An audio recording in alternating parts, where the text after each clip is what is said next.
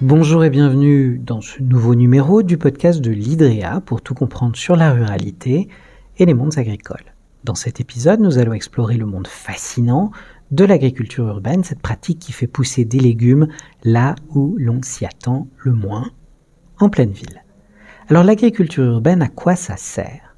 L'agriculture urbaine, c'est un petit peu comme si la campagne s'invitait en ville, plantant ses racines entre deux gratte-ciels. Mais d'où vient cette idée de transformer nos jungles de béton en oasis de verdure ? Remontons le temps jusqu'à la fin du XIXe siècle, lorsque les jardins ouvriers ont vu le jour. Ces parcelles de terre, offertes aux travailleurs des villes, leur permettaient de cultiver leurs propres légumes, ajoutant une touche de vert à leur quotidien et littéralement un peu plus d'épinards à leur beurre. Dans les années 1970, à New York, le mouvement des Green Guerrillas, mené par Liz Christie, a transformé des terrains vagues en jardins communautaires, redonnant vie à ces espaces abandonnés.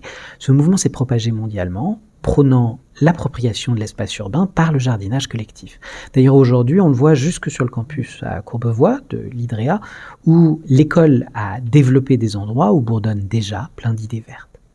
Mais pourquoi diable cultiver en ville ? Quels sont les avantages de cette pratique ? Eh bien, l'agriculture urbaine offre une multitude de bienfaits.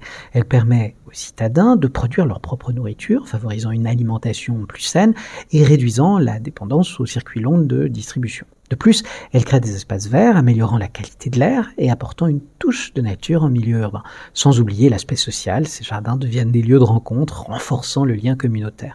Comme le souligne la FAO, l'agriculture urbaine offre aux citadins des avantages économiques, récréatifs et écologiques. C'est aussi pour ça que notre école d'agro et d'agri-management ne se contente pas d'enseigner la théorie. Elle met les mains dans la terre, littéralement.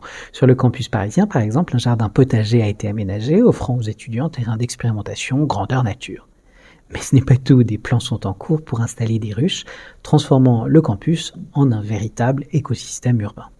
Ces initiatives permettent aux étudiants de l'IDREA de se familiariser avec les pratiques agricoles en milieu urbain, renforçant ainsi leur compréhension des défis et des opportunités de l'agriculture urbaine. En cela, on se montre français, puisque l'agriculture urbaine connaît une croissance notable dans notre pays, bien que les données précises soient encore en cours de consolidation.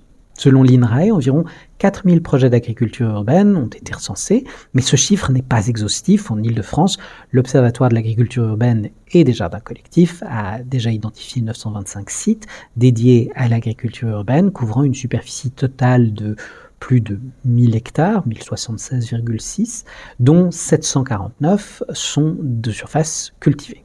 Du début solide. En somme, l'agriculture urbaine n'est pas qu'une tendance passagère, c'est une réponse innovante aux défis de notre époque, mêlant écologie, économie et lien social, et avec des institutions comme l'IDREA qui intègrent ces pratiques dans leur pédagogie, l'avenir de nos villes s'annonce plus vert que jamais.